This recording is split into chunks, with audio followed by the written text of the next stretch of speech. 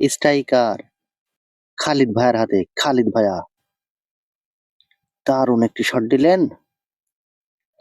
এবার কিন্তু রহমান ভাইয়ের সাদা এবং রেডটি কিন্তু সাইড করে দেওয়ার চেষ্টা।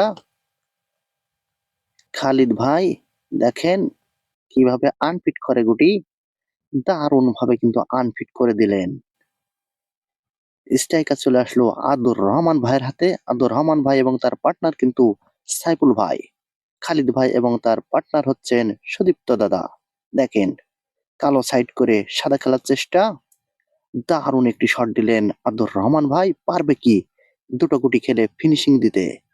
দেখেন এখান থেকে পারবে কি ফিনিশিং দিতে আব্দুর রহমান ভাই?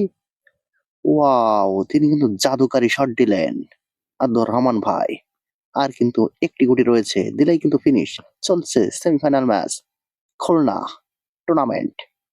ওয়াও, তিনি কিন্তু ফিনিশ করে দিলেন। কি শট দেখালেন আব্দুর রহমান ভাই! আব্দুর রহমান ভাই মানে কিন্তু আতঙ্ক।